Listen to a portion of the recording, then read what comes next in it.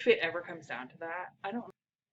Yeah, but I meant to, yes, I know you got nerves, but yes, but questions related to that. Mr. Bose, please. When does it end again? It never ends, Mr. Bose. You're going to be massaging the rest of your life. It ends the 17th, Oh, okay. and then will come the 18th, and some people will come next week if they have even more makeup time to do and things like that. But we'll come back. We'll be between this Wednesday and the 17th. There will be no lecture. You'll just go to lab from 8 to 3. Unless you're in Hug. I hope the Hug people know that they're on a slightly different schedule, same length but slightly different. But anyway, you'll just go to lab from 8 to 2:30. By the way, sorry, Mr. Bose, 8 to 2:30. From this Wednesday, you'll go Wednesday, Thursday, then you go Monday, Tuesday, Wednesday, off Veterans Day, go Veterans, thank you Veterans, and then Monday, Tuesday, Wednesday the week after, and then Thursday we come back to lecture on the 18th, and some of you are done that day. So, Miss Carrillo. Hello. Hello. I had a question about, I don't know why I didn't ask on Thursday. Sure. I'm just Doesn't out matter. of it, but So am I. on the quiz, I noticed there was a lot about rotation, and we didn't really, I don't remember us really covering that. I remember the deflection stuff, Yeah. but we didn't really cover rotation, and I was super confused. I just wanted to comment on that. Okay, hold on. I didn't do that. No, what was, I'm pulling a whole, oh, rotation with the hips, with the hamstrings and stuff? Yeah, I was like, wait, I don't remember covering this. Because we didn't, because I don't know why the book's making such a big deal out of it, because, I mean, it's important because of angles and things like that, but rarely is it a problem, and so I didn't emphasize it because I don't think it's going to tie into your daily experience. That's why. Yeah. I think they're getting very nitpicky about that. Okay. Yes. All right. Yeah.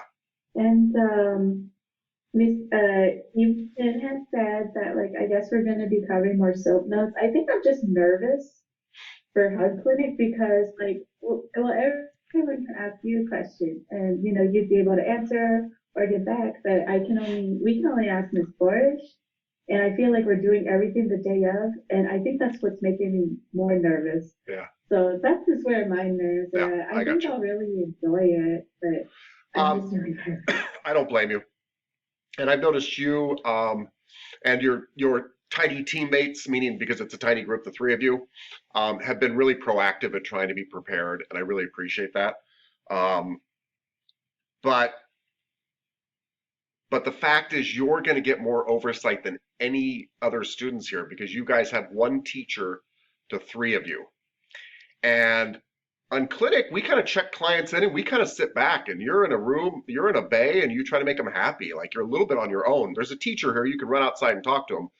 Whereas clinic, Miss Borish will literally be by your side. Literally by your side. And they're 100% aware that you guys are 2 months into the program. And like it's not expected that you know this stuff. It's going to be more like a teaching hospital where you walk behind the head doctor and that kind of thing. You know what I mean? I mean, you'll be doing massages and things like that, and you'll use your knowledge. But I think you're actually going to find that in some ways, while it might be more technical, you're going to have more hand-holding because you have a teacher to the three of you. Like that teacher to student ratio is huge. And a teacher who knows everybody at the Hug Clinic and all that kind of stuff and is well versed in all that stuff. So I actually think day one you're going to be like, oh, I didn't realize this is, yeah. So there's not a lot to prepare for. That's the thing. Because what's going to happen now is you're going to meet clients. They're going to have stuff, and Miss Borish is going to be like, okay, in this case we need to consider X, Y, Z, and you should probably maybe, how do you think you should massage them? Oh, I think you maybe want to try this, that kind of stuff. Yeah. So I'm sure that didn't settle all your nerves, but just to kind of reassure you that you're under heavy supervision, as opposed to, let's just take Washington, for example, not to make you guys nervous, but we're going to check people in. You got to take them to a bay and make them happy. We can't run to 15 bays, 12 bays, whatever. You know what I mean? Like, yeah. So I think it'll be a really good experience. I really do. Yeah, I keep forgetting that it is 3 students. Like I know who they are, and it's like Right. Yeah. I just keep forgetting things like that, but that's nerves, you know? Oh gosh, I don't blame you at all. I mean, it makes sense. I'm glad when students are nervous. I'm kind of worried when they're not nervous for clinic because I'm like, you need to take it serious, right?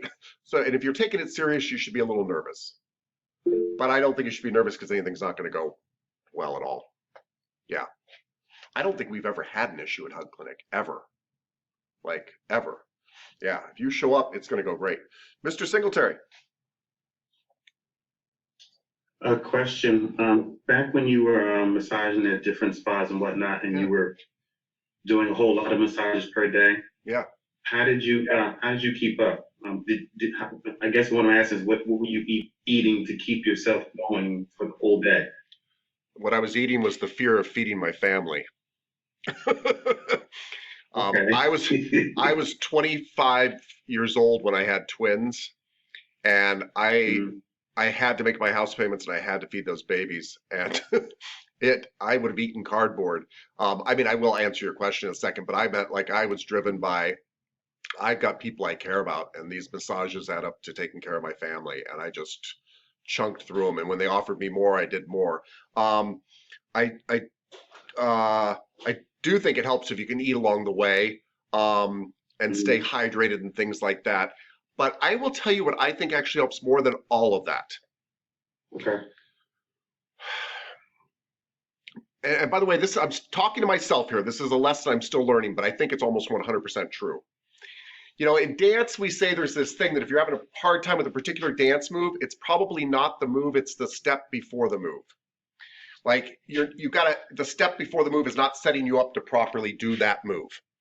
And we are very like endpoint people in this society, myself included. And we're like, oh, what do I need to do today to make my workout go well? My pre-workout drink. And I'm not saying that stuff doesn't work. It helps. I'm not saying that. Or what do I need to do today to get through my massages? What you need to do to be successful in clinic is the night before, the day before, to get rest and be hydrated and fueled up and get a good night's sleep. It's all about that. If you go into clinic well rested and everything like that, you're going to bang through 4 massages like that, whether you eat or drink or not. It's 4 hours of work and you're going to go bam.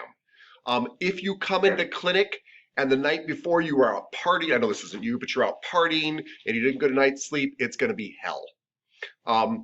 And so I found out my general health mattered a whole lot more than my daily, what I was doing that day.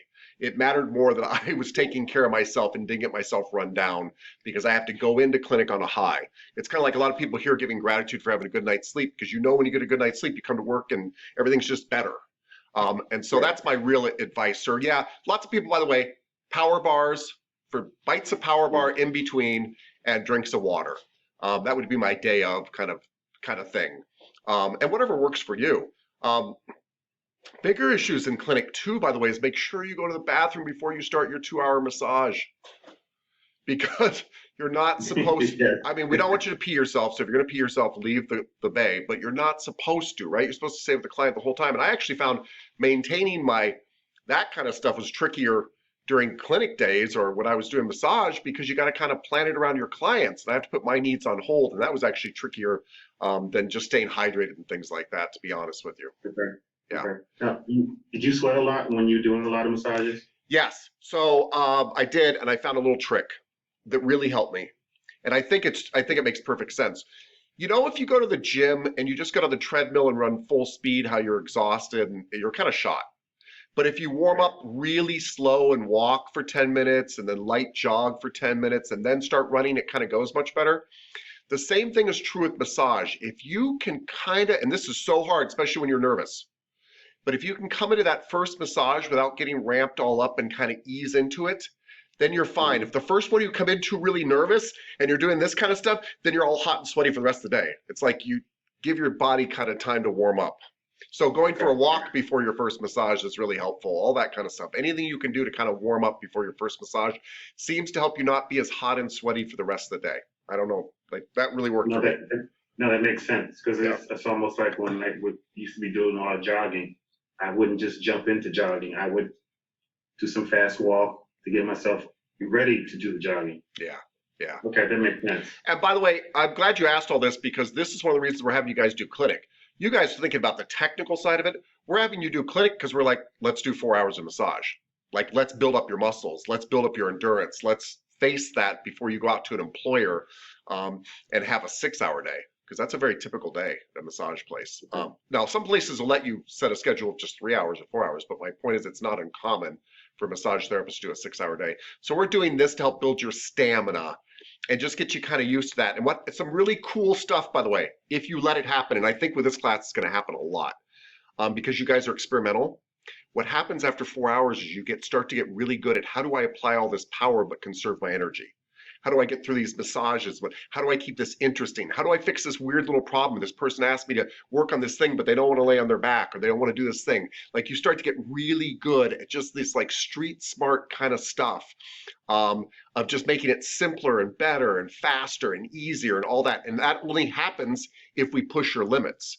And so in class right now, you get to have a massage with Miss Abelos or whatever, your buddy, and you guys are talking. It's nice. If you want to go to the bathroom, you wander in there. But all of a sudden now you got 4 hours to do, and you have to figure out new things, and it works really well for that. Okay. That's, Thank you, sir. yeah, that's when I got good at massages, when I left school, and they made me massage like 5 hours a day, and then they'd offer extra shifts sometimes. There were days I did 10 hours. So, Wow. Okay.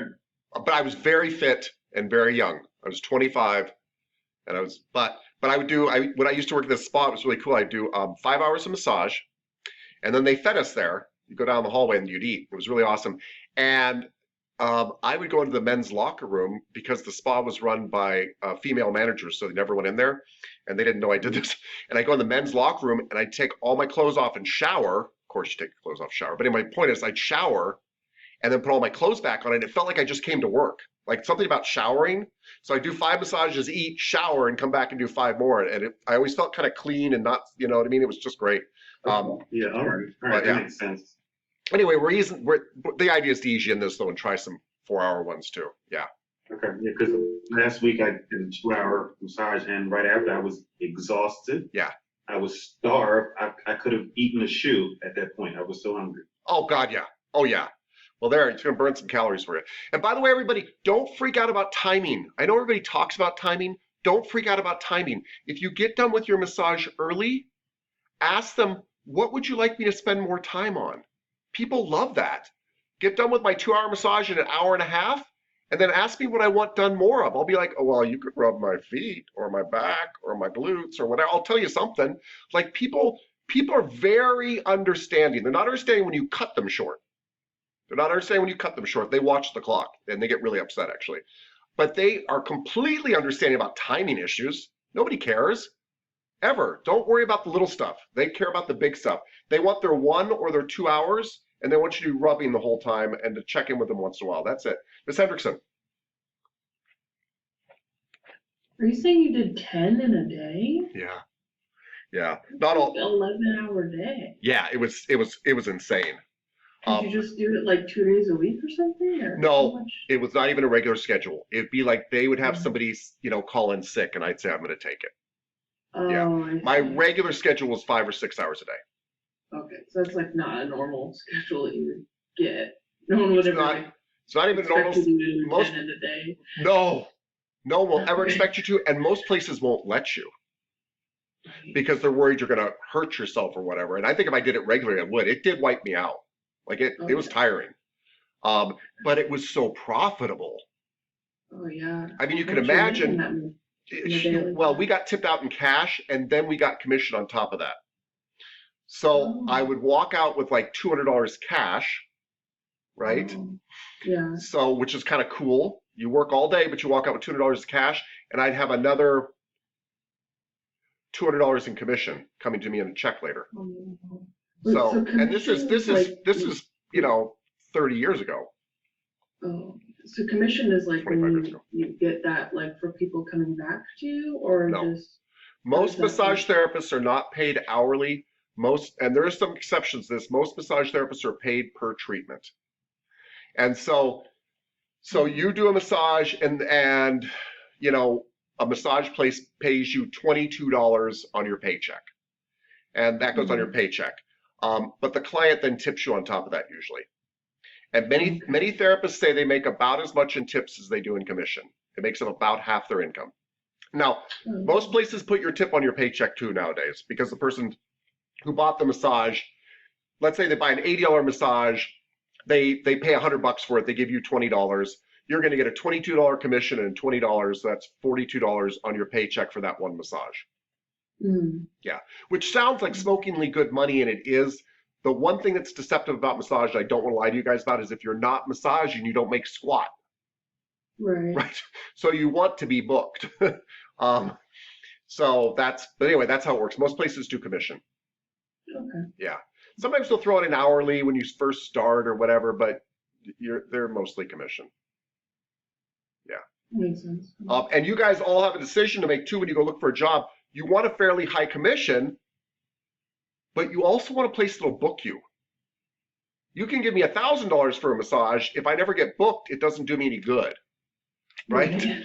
And I have found that you also want a certain lifestyle too. So a place with a really nice manager that's conveniently located. These things add up. They are worth taking a slightly less commission if the place is right down the block and you don't have to drive. And there are, there are things you have to weigh out there. There really are. So anyway, those are all things to think about. Mr. Richards. How will we look for Washington? 2 days ago, your anxiety, is it lowered? Are we looking full, or how is it looking? The last time I looked, Washington is already 75% full for the first day. Now, many of the other days are hardly full, but we don't care. We do it one day at a time. So there is a chance that you will be sold out. Estrella is 95% full the first day. Washington's 75% full. And part of that's just because Washington's got more appointments. I suspect you will basically fill up the first day, sir. And that's a good sign that you'll fill up other days too, because you guys will work on people and they'll be like, gosh, I wish I could come back and see you again. You're going to be like, good, book, I'm available, book and put my name down. Yeah, so that'll happen. Yeah, it's looking very good, sir. We just need our partitions to come in to finish up those other 2 bays, but because we've sold them, so we better be able to cover people in those. Anyway, it's looking good. Yeah, and I'm shocked, by the way, because we released it really late. But one of the things I did was post on massage therapy websites in Arizona that I'm members of, and they went nuts. I was like, help our students and give them feedback and get a $10 massage. And they're like, $10 massage? Bam. So they're excited. The nice thing about getting massage therapists is, by the way, they're all really opinionated.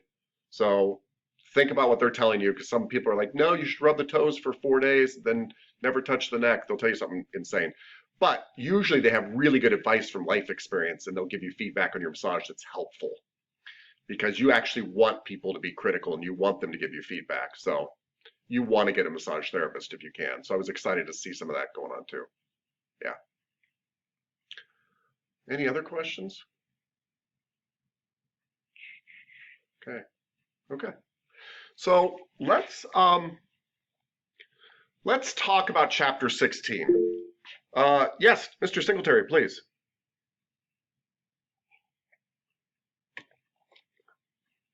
All right, you muted, then you unmuted. I mean, now you're unmuted. Okay. Sorry.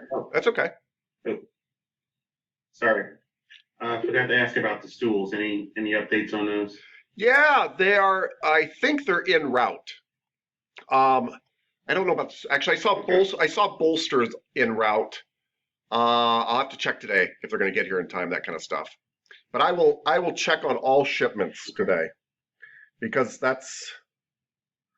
I've never cut it this close before. So yeah, I'm with you. Anyway, I'll check on stools specifically. I don't remember. I do remember those seeing like shipments were going out. And I was like, thank God. But that doesn't mean they're going to be here by Wednesday. So we'll see. I'll let you know. The answer is I don't know, but I'll find out. Anybody else? Yeah? Okay. All right, everybody. So chapter 16, many of you read as you did the questions in the back of the book. And I am going to go over highlights of that. And here's why.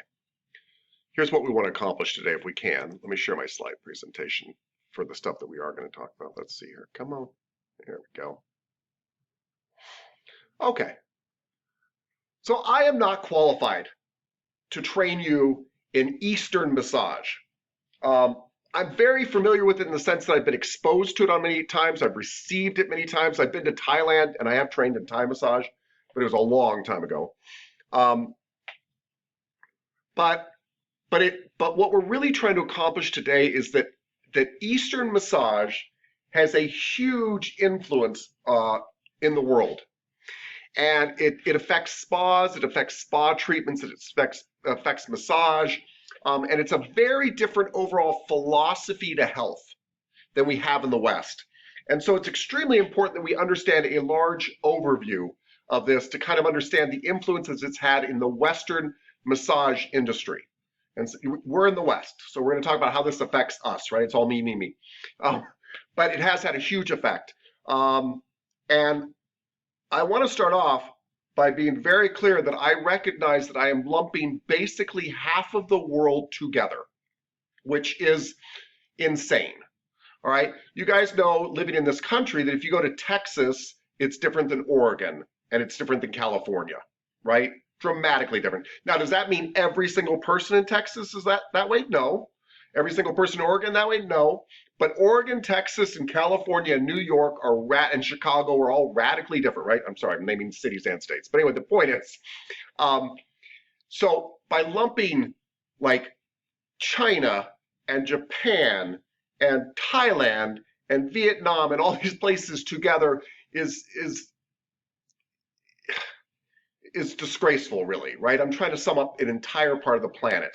But there are some noticeable differences between the East and West, and we want to talk about those because they kind of open our eyes to the different approaches to health. And that part's very interesting. I also want to point out that Western massage is essentially Swedish massage. So essentially, Per Henrik Ling invents this thing called Swedish remedial gymnastics, which was moving people's bodies around and squeezing them and things like that. A guy comes along after that and gives them French names, a lot of the strokes like effleurage and petrissage and tapotement. And that becomes Swedish massage, and Swedish massage in many ways becomes Western massage. And I don't think a lot of Western massage therapists would like to admit this, but when you do things like deep tissue work, a lot of times I'm doing effleurage with my elbow, but it's still kind of Swedish, right? Somebody just figured out how to use an elbow. There have been Western advancements that have been pretty impressive, like Rolfing, which are very deep kind of myofascial kind of work and such, that I would not throw in with Swedish, but essentially Western massage is Swedish massage. I'm trying to make this point that essentially, in general, not always, Western massage uses oil and strokes. That is true of some Eastern massage, but if you had to bet money, 90% of the time you'd win the bet. If somebody's stroking you with oil, you're probably receiving a Western style massage. Whereas if somebody is pressing you, pressure pointing you, especially through your clothing too, and not using oil, you're probably receiving some kind of version of an Eastern massage. That's just mechanical differences, okay? So Western massage tends to, strokes and oil, Eastern massage tends to, and I apologize for the huge generalization, but still tends to do pressure points and manipulations and such. Both sides use manipulation, but pressure points, no oil, often through clothing, okay? That's a mechanical difference. That's a mechanical difference. There are philosophical differences that are huge that we're about to get into. So the thing that you have to remember about Eastern massage is, and I hope it's in this slide show, well, we'll get to that in a second. They've been doing it a lot longer than we have. So I think Swedish massage is about 300 years old. In China, they have written records of using massage about 5,000 years ago. 5,000 years. Even if they were just stumbling around in the dark, you're going to stumble across some pretty amazing stuff with 5,000 years of practice. So they've been in this game a lot longer. They approach massage a lot differently.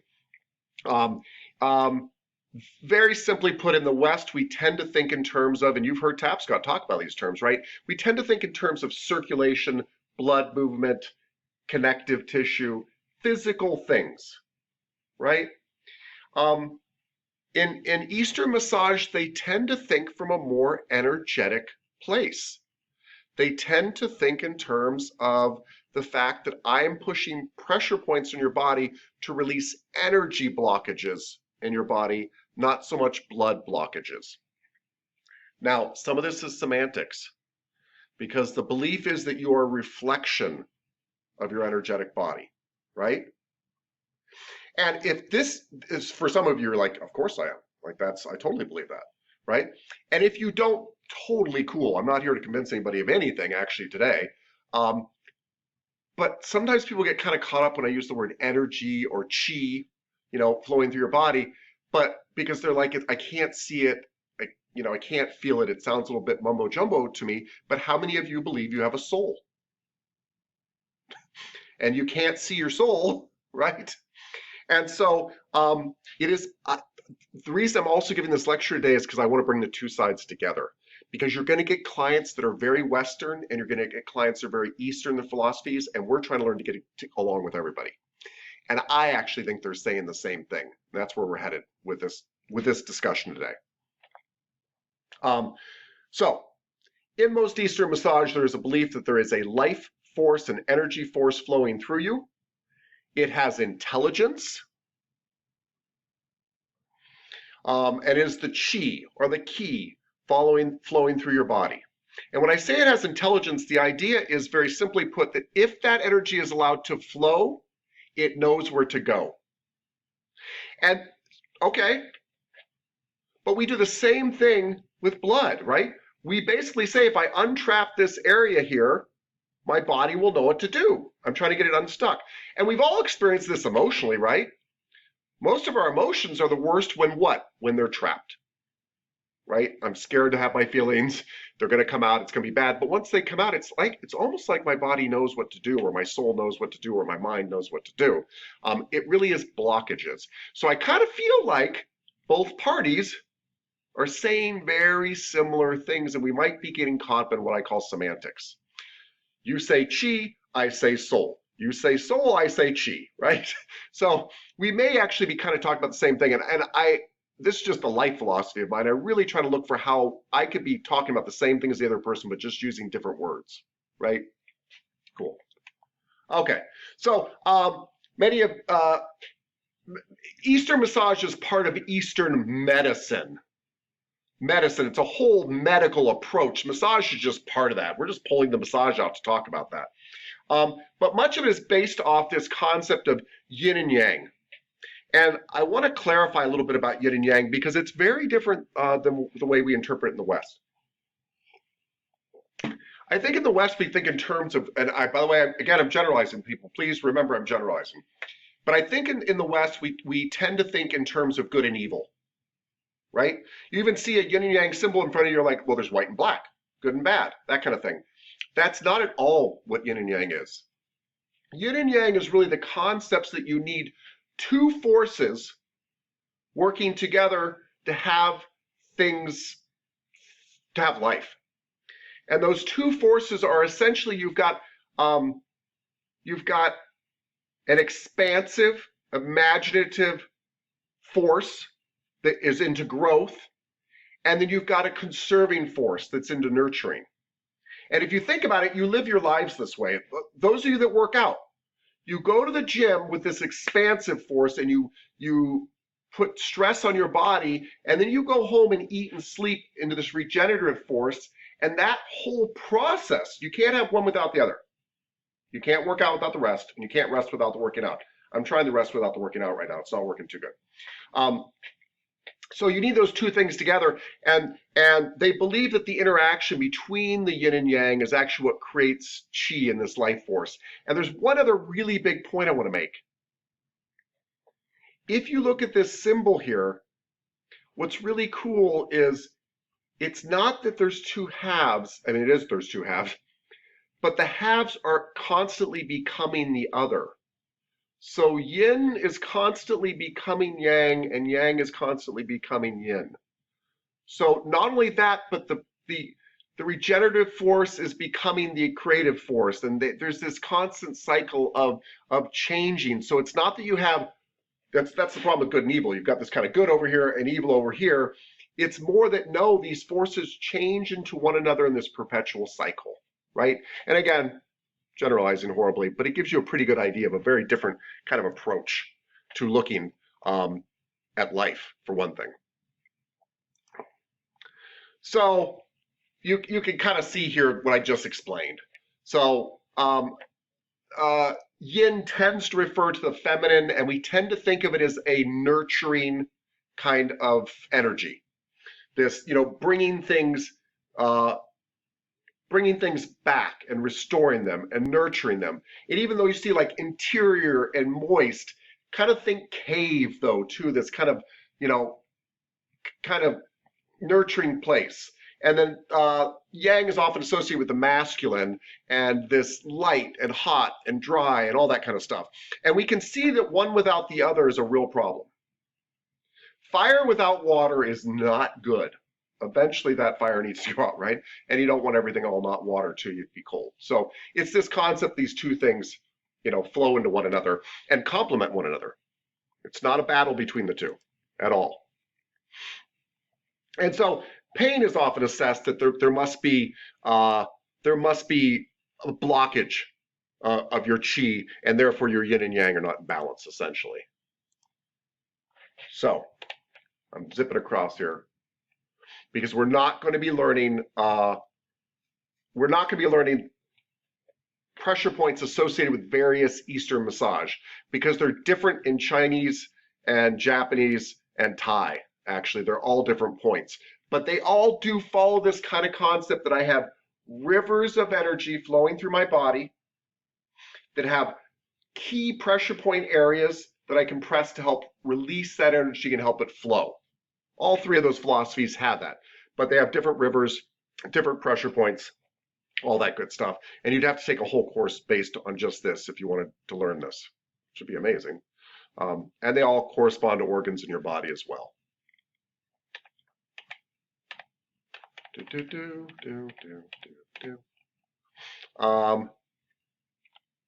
And so you're going to hear these points, by the way, along the body, depending on what system you're in, what Eastern massage you're doing.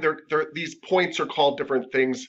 Subos, I always have a hard time saying that, but it's subos are points along these meridians, these energy channels. And you'll hear other names for that. By the way, if you ever do take a class in Eastern massage with pressure points, they measure things not in millimeters and not in centimeters and not in inches, but by the width of your thumb. So they might say this point is 3 widths of your thumb up from this bump on your elbow, on your wrist or something. They measure parts in the body by distances of your thumb. Just an interesting little side point. Okay, let's pop up here. Bear with me.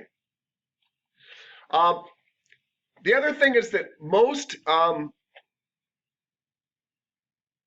actually all that I can think of, all Eastern medicine deals in a kind of concept of elements. Different elements, by the way. Depends on if you're in Chinese, India, Japan, they're all different. But most of them have wood, fire, earth, metal, water. Some have ether thrown in there too. And the concept is very much like yin and yang. These all feed each other and all balance each other. And there's often a belief that everything is made up of at least portions of these. And we'll explain that more when we get to massage in India, because it's a little easier to explain there. So bear with me here.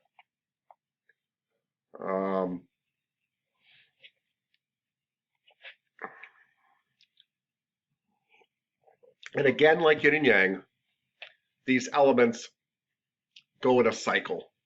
Like, fire burns wood and then is put out by water, and then that turns into earth, and then you get new plant growth, and then fire destroys that plant growth. You know, you have a cycle going on constantly of one thing becoming another, and each of those things controlling the other so they don't get out of control.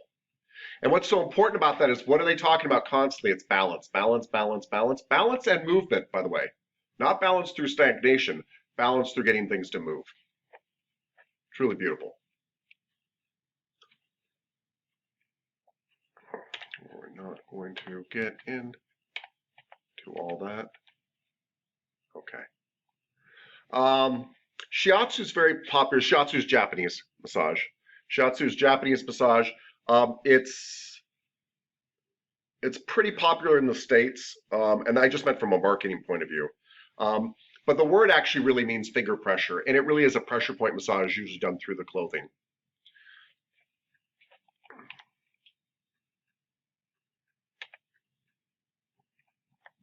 And we are not going to do that.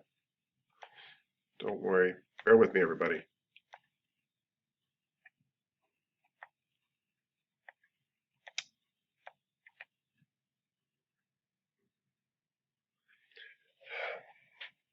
So Thai massage. Thai massage is also very popular in the States. And some people call it the lazy man's yoga. And they call it that. Oh gosh, I really don't want to insult anybody. I hope I don't. I mean this just as an observation, physically speaking. Thai massage looks like shiatsu done with stretching. So it has all the pressure point work, but there tends to be a whole lot more movement. And shiatsu, and Thai massage, they often kind of tie you up in a pretzel. That's a pun on Thai. It has nothing to do with what Thai really means. And so Thai massage is often called lazy man's yoga because they twist you around while applying these pressure points. Thai massage is not a bad thing to take, even just to learn the techniques, because you can steal the physical techniques to add into your regular massage. They just tend to give you more stretches and ways to manipulate the body. So it's kind of a neat thing. By the way, usually done on a mat on the floor. Usually the practitioner is you're both clothed and they're on the floor there with you, manipulating you around and using their whole body to manipulate you. Thai massage has a really neat philosophy, as with, by the way, many Eastern massage, which is if the practitioner isn't taking care of themselves, then the treatment can't be good. So in the West, we kind of have this idea of, yeah, shut up, work hard, do it. It doesn't matter if it hurts, do it, fix this person. Look at nurses. Nurses are wonderful, saintly human beings, but they kind of sacrifice their bodies for us, right? They work really long hours. It kills them. Well, the whole idea behind Thai massage and a lot of other Eastern massage too is the practitioner, if they're hurting themselves, then they're stopping the flow of chi basically, and that's not helpful either. The idea is that it's a relationship between the practitioner, the person, and the energy, and that all has to be taken care of. So there's not a sacrificial kind of approach to health. In Thai massage, the energy pathways are called Sen lines. Same concept. Same concept.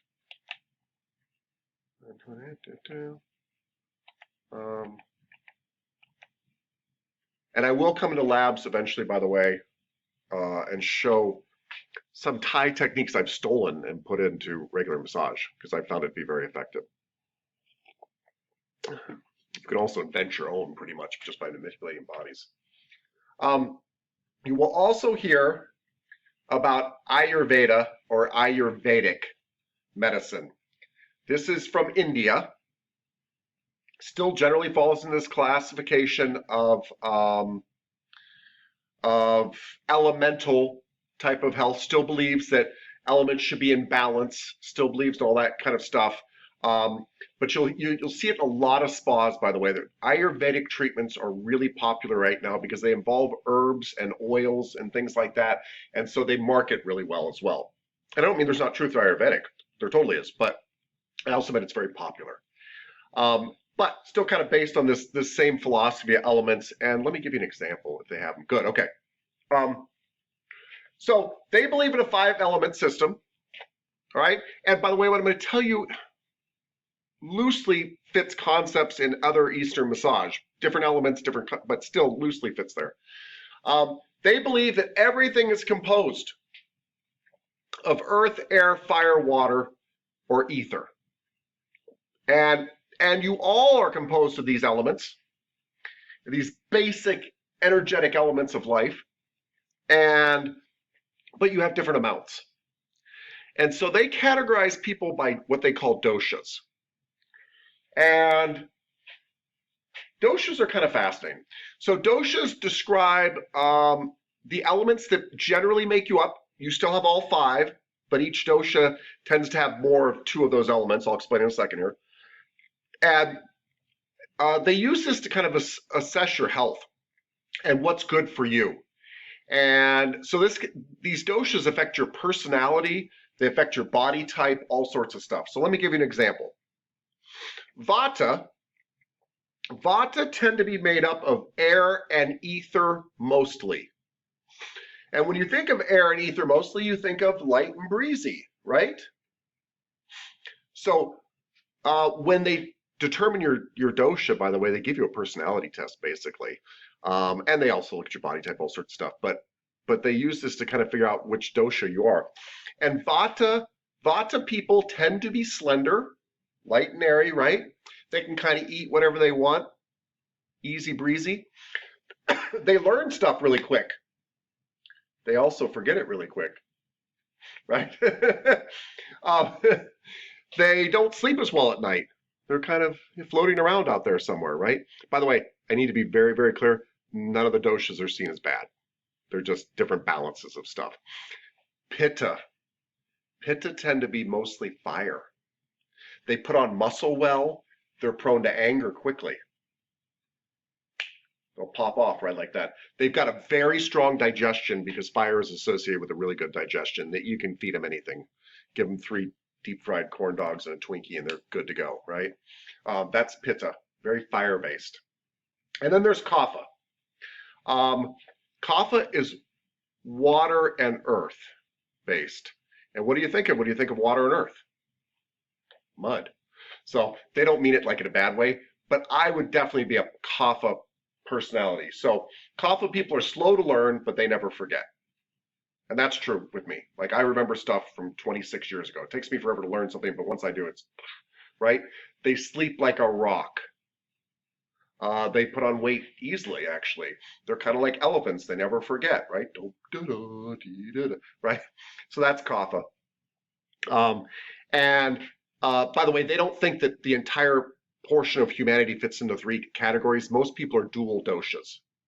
So if you're light and breezy and have a fiery personality, you might be what's called a Vata Pitta or Pitta Vata, right? If you have a little bit of a fiery personality, put on muscle well, sleep really well, put on weight well too, you might be a Pitta Kapha, those type of things.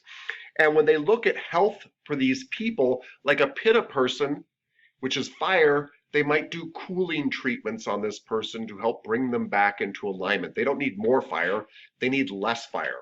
So they might suggest less spicy foods and a cool cloth on their forehead during a massage, and all those type of things. They're looking at bringing that dosha back into balance. And they'd have certain herbs and stuff. I'm not qualified to tell you all that, but they have certain herbs that would help those doshas too. So they don't just look at this as massage. They look at this as massage and herbs and oils and treatments and your diet. And what I like about all this stuff too is they take your emotions into account, right? So they would caution the Pitta person to try to avoid getting explosively angry, and they would, try to get the Vata person to come back down to earth a little bit. Again, they don't see these things as bad, but they want to bring them into relative balance. So that just gives you a good kind of feel for this overall Eastern approach. And I'm not trying to lump 13 countries into one presentation, but it gives you an overall kind of feeling for that. And actually, that's a good place for us to take a break because we're at 9:34. Bear with me. I'm going to share again here.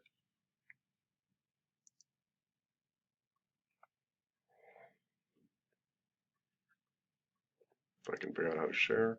There we go. All right. So when we last left, I took 5,000 years of history and about 37 cultures, and I put them into a blender and talked to you about them. But it was to illustrate a point, and that's the difference between East and Western medicine, really, and these kind of different concepts about how we approach things. Because it all very much applies to massage. And I will tell you, some of the best massages I have received, physically speaking, were a blend of Eastern and Western techniques. There's no doubt about that. Miss Carrillo, please talk to me. I thought it was really cool when we were talking about the elements, and you said in other cultures it could be ether or space and stuff like that. Yes. It kind of reminds me, and I'm not meaning this any disrespectful or anything, like someone's recipe for, like, say, soup or a chili or spaghetti, you know? Like, everyone knows what spaghetti is, but everyone could have a different recipe for it, and it kind of reminds me of that. Yeah, I can see that. Yeah, I like that. You're right. Like food of the world is very different, right? But everybody's got a starch base, whether it's rice, potatoes, or pasta, or tortillas, or whatever. Everybody's got kind of a starch base, and we all kind of build off that same thing. Yes. Yeah, I can see that. Different stuff making up the same recipe. I like that. The last thing I need to talk to you guys about is chakras. Of course, Miss Savarino's like, yes. She's opening her crown chakra right now. Ooh, she's rooted down into her root chakra. Her kundalini is spiraling through her body. Yes, yeah. You will hear a lot about chakras. And again, this is still that kind of it's that concept that you are an energy being first. And this gets us back to big differences between East and West in different types of people. And please, not for a second am I trying to suggest one is better than the other. I'm suggesting they're different life philosophies, and it's important to know who you're talking about. And if you think about it, in Eastern medicine, we tend to say if you fix the energy, if you fix the emotions, you're going to heal the body. In the West, we literally say, if I fix the body, I'll feel better, right? That's why we get plastic surgery, right? I will feel better if I fix my body. It's not an insane thing to think. I mean, but both are coming from a very different kind of angle. Anyway, let's talk about chakras really quick, which are your energy centers of your body and your kind of alignment and connection between heaven and earth, for lack of a better term. So here's a beautiful chakra chart. You have 7 chakras, and yeah, I don't really have a lot to say about it. We'll talk about each one a little bit. If I can get my thing to move here. Good. So your root chakra is what's supposed to tie you to the earth, right? And as you go up, in some ways, this is kind of like Maslow's pyramid of hierarchy and taking care of your needs. As you kind of can move up your energy system as you get each of these needs kind of met. And anyway, you're connected to the earth. Root chakra grounds you, very important. Second chakra, just below your belly button. And it's the energy of your reproduction. Which is just, if you think about it, one level up from Earth. We wouldn't be here on Earth if we didn't reproduce. I'm oversimplifying, but the connection is true. Go up to our third chakra at our solar plex here. And think about it, that's kind of in your gut. And the third chakra is kind of your gut sense of self and your guts, like your self-esteem and your confidence and your, yeah. Then we move up into our fourth chakra. Yeah, please, Miss Carrillo, talk to me. I think Miss Avalos was pushing on my solar plexus when we were just doing belly rubs that day. Yeah. But I was like, oh, uncomfortable. So my mouth clogged up. Yeah, possibly. And that's a good thing to know. Yeah. And it kind of makes sense, by the way, we'd hold a lot of our self-esteem here and things like that kind of in our gut right here. Yeah. Yeah. And that can be also why when you have those feelings, do you have problems with digestion, all sorts of things, all kind of ties together. Your fourth chakra is your heart chakra. Right up here. Qualities of love, peace, our connection to other people. One of the reasons we hug the way we do. Connect our heart chakras together. Throat chakra is right up here. Deals with communication, obviously. And you'll sometimes hear people talk about that. If you don't speak up and speak your mind when you should, you can kind of get caught up in your throat chakra. I don't think that is far-fetched at all. I've just seen an awful lot of evidence of that. I think a lot of TMJ has to do with problems of the throat chakra and speaking up when you're supposed to, and yes, all that holding in that area. Your sixth chakra, some people refer to, I've never heard it called your brow chakra, but I'm sure it is, but I've always heard it called your third eye, right? And this is your intuition. It's what Miss Avalos told Miss Osuna. She said, ultimately, trust your intuition. So for those of you that believe in intuition, the reason you want to trust or want to believe in intuition, the reason you want to trust your intuition is it's a quiet voice and you tend to be able to hear it better the more you trust it, right? We have to learn to hear things. Just like we did in massage when we first touched people, we're like, feels like skin to me. And now you're like, oh, I can feel this little grainy thing, and oh, there's a little bump over there, and I can feel these little attachments, and oh, I can kind of feel these other fibers going the other direction. In the beginning, you couldn't do that, right? You really do get more sensitive the more you listen and pay attention. And you will have lots of amazing, amazing intuitions with clients. Like where you're just like, it just felt like the right thing to do, and the client will be like, how did you know? And you're like, I don't know how I knew. I just felt it. Like, it's one of the coolest things about massage. I've had hundreds of experiences like that. You just kind of trust it and go with it. And finally, your crown chakra, right? Which is the highest chakra and kind of your sense of enlightenment and connection to the divine. Connection to the divine as you work your way up through your chakras. But again, everything we've talked about so far has been about energy and about life force and about that being the first thing to deal with, and that the physical body is really a reflection of the spiritual body. And I've told this to Westerners sometimes. They're like, I don't know about that. I'm like, well, when you die, do you think you live on? And they're like, yeah.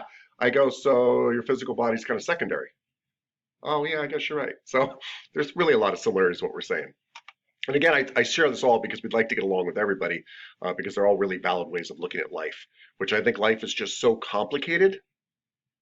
Spirituality is so complicated that for us to understand it, we have to kind of distort it a little bit. Okay, and that is your overview of way too much